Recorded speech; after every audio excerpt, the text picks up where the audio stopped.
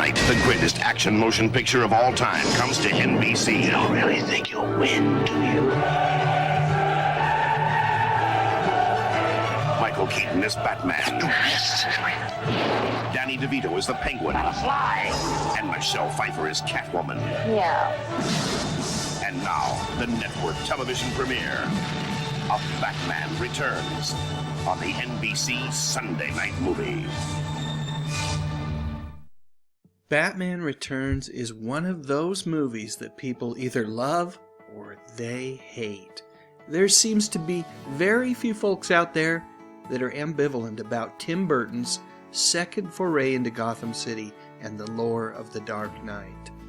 After the 1989 mega blockbuster film Batman starring Michael Keaton and Jack Nicholson, the studio executives of Warner Brothers Pictures decided to exercise an unusual amount of trust and gave Tim the keys to the car. "Go take her for a spin, Tim," they said. "We don't care where you go this time around. Just make us oodles of money and everything will be okay." And with that, Tim Burton gave us the most messed up and yet truly wonderful holiday movie ever. Now, before I go any further, I will point out that Batman Returns isn't the only Bat flick to effectively use snow and winter time as a primary character in the film. In fact, Christopher Nolan did this as well in his trilogy ending The Dark Knight Rises. And Rises is a dramatically different movie than Returns, mostly because Nolan did his very best to ground his superhero movies in reality, whereas Burton, well, he did his best to do the exact opposite. I'm a fan of both directors, I really am, yet still, if I had to pick, I'd probably end up revisiting Tim Burton's Gotham City. In Burton's Batman movies, no one is okay. No one. Everyone is troubled, and there's always something just a little bit sinister lurking underneath it all. Even with our heroes, especially our heroes. And Christmas time, well, Burton would have us believe that it brings out the very worst in all of us. Yep, according to good old Uncle Tim, we all have a little bit of Ebenezer Scrooge in us. Especially this guy, Max Shrek. Man, this is one of my favorite all-time characters ever played by Christopher Walken. Probably because Walken seems to be having so much fun with the character. A favored son of Gotham, whose plans for the city seem to mirror the world of today. You see, for Max, it's all about the transaction. He doesn't give one iota about relationships, unless that relationship is his ongoing love affair with the good old American dollar bill.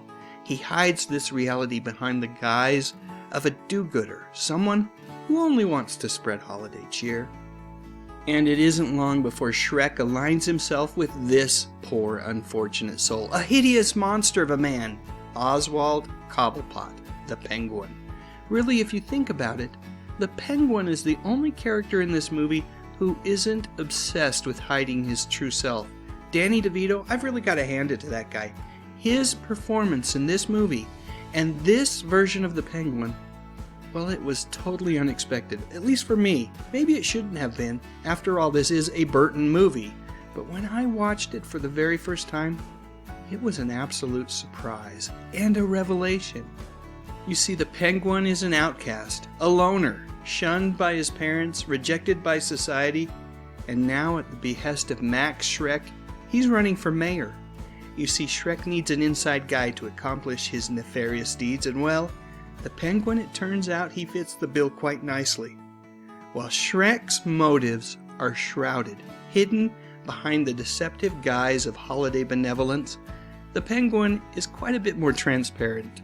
Despite Shrek's coaching about how to act and what he should say, his true colors are always fairly close to the surface. End of the day, he just wants vengeance. Like a hurt animal, he's bound and determined to strike back and make everyone pay for their normalcy.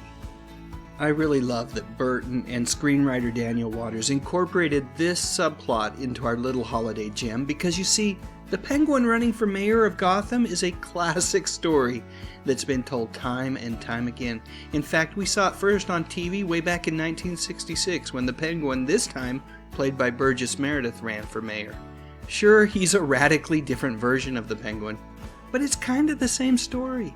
Never one to shy away from recycling a great idea, the fine folks involved with the TV series Gotham on Fox also revisited that classic Penguin for Mayor trope. And you know what?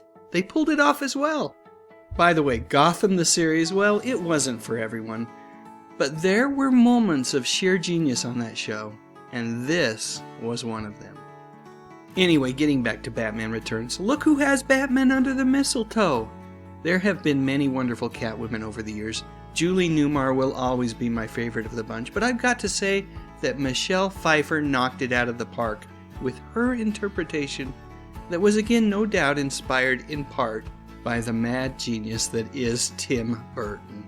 In Batman Returns, mousy, trodden upon Selena Kyle is pushed out of Shrek Tower only to be reanimated by a horde of cats.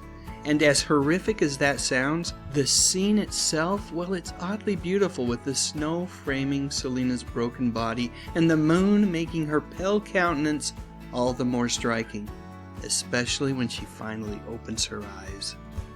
Oh, and did I mention that this winter fairy tale also has an ice princess?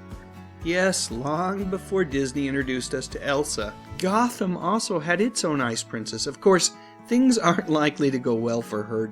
Jumping out of this oversized Jack-in-the-Box and helping light the city's Christmas tree, that's pretty much the only good things that go this poor young lady's way. So what kind of holiday message does this film really offer up? Is it ultimately one of hope, peace on earth, goodwill towards men and women everywhere? No, this movie doubles down on the Grinch Factor by framing Batman for a crime that he didn't commit and tricking Catwoman into becoming his unwitting accomplice.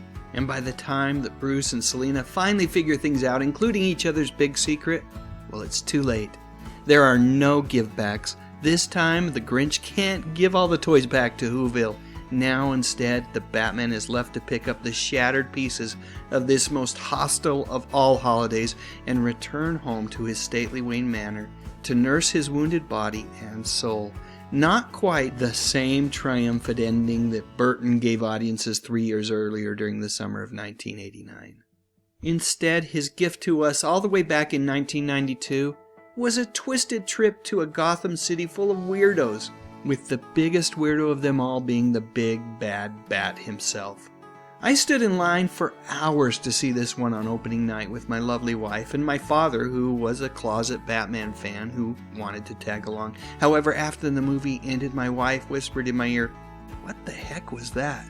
And my father, well, I don't think he's ever watched another Batman movie since. I, however, was in seventh heaven, grateful for Santa Tim stopping by with an early gift. Just one side note.